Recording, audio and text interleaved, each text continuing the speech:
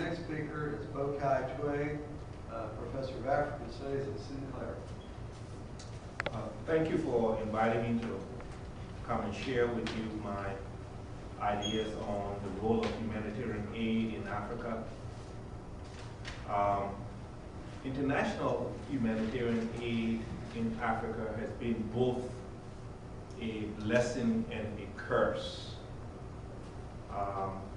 If we look at the history of Africa, we see that European and American colonization began actually as benevolent projects. In the case of colonization, initially was seen as trade, looking for trade. And in the case of American colonization, it really came as a way of trying to end slavery. It was an attempt to end slavery. But these benevolent projects actually turned into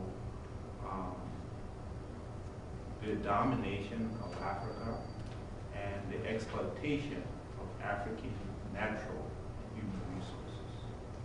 And that continues to today. So the trend of humanitarian aid really seemed to be a continuation of this history. We do not see any dramatic change.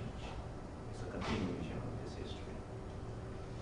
Humanitarian aid seemed to have both a positive and a negative side, and I want to speak to both. I want to begin with the positive side of humanitarian aid. On the positive side, we see humanitarian aid really helping to promote fair trade,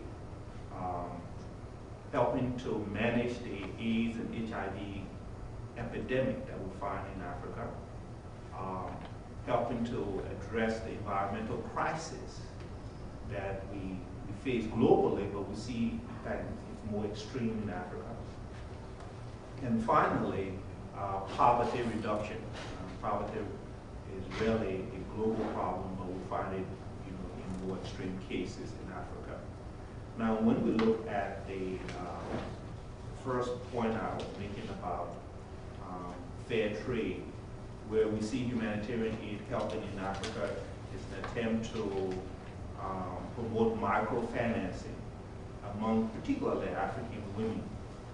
A lot of African women are now engaging in microfinance or have been helped through microfinancing to establish small businesses as a way of improving their family well-being. We find that in Liberia, we find that in Sierra Leone, and several other countries. So you see humanitarian aid really trying to help to improve the lives of women and families.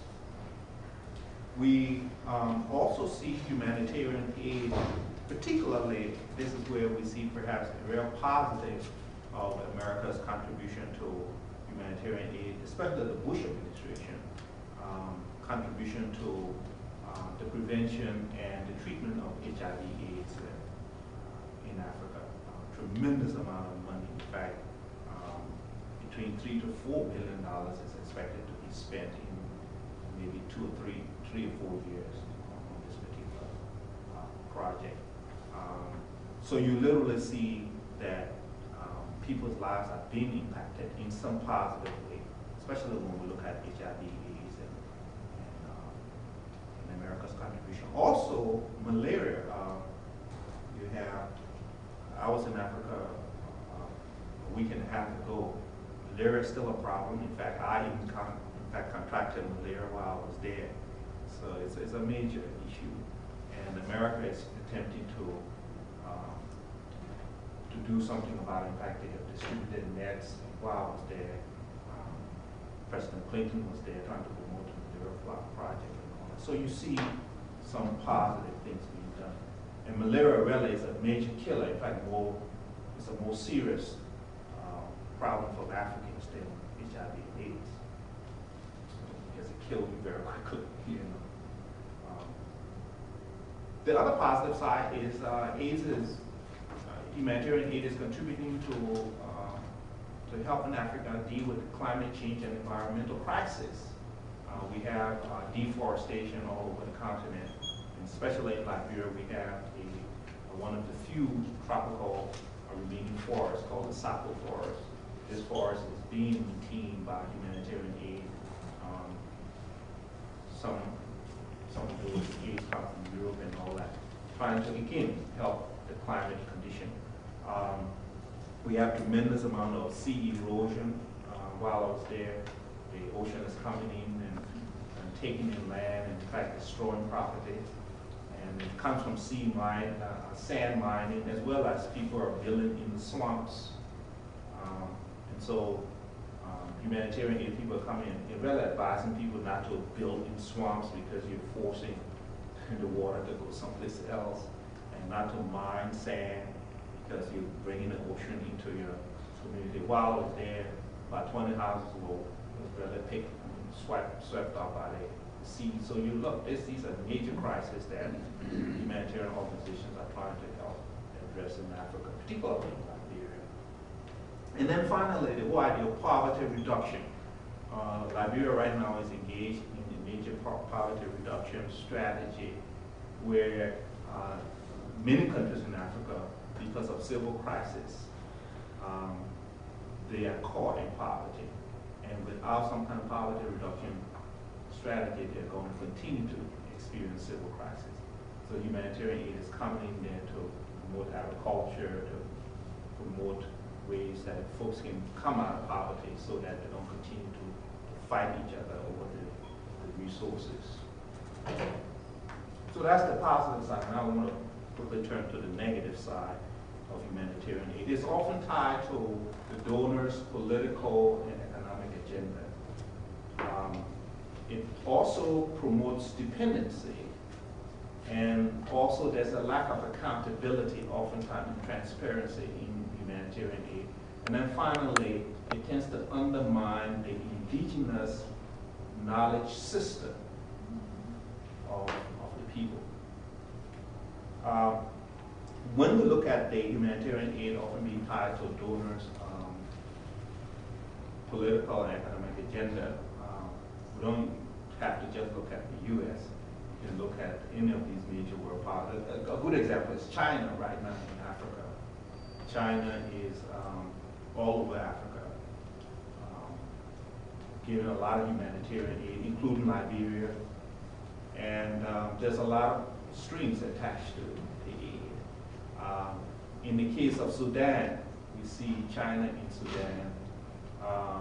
And in fact, this whole Darfur situation, a lot of the intransigence that we see from Sudan is rather coming from the support of China. China really is supporting Sudan, and so therefore Sudan they don't have to bulge too much because of China's support. We have that kind of strain. In the case of Liberia, I said China is so powerful that they have given Liberia quite a bit of aid, because Liberia is coming out of civil crisis, 14 years of civil war. And in fact, nearly all of the major projects that I saw in Liberia was somehow China was connected to it. And they literally, in fact, gave the impression, and I constantly heard from Liberians almost like any good thing that was happening, the Chinese are doing it, they're taking care of it. Literally, the Chinese are taking care of it, they're building that, they're taking care of it. It's almost this view that China has come into to solve all of Liberia's problems. It's really kind of interesting. The sense of dependency, and especially almost like Liberians are looking for this alternative from depending on America now going to China, that kind of thing. The issue of accountability and transparency, especially when we look at not just the U.S., but perhaps the biggest humanitarian organization, as we mentioned, is the UN. The UN has one of the biggest presence now in Liberia, about 15,000 UN troops, peacekeepers in Liberia,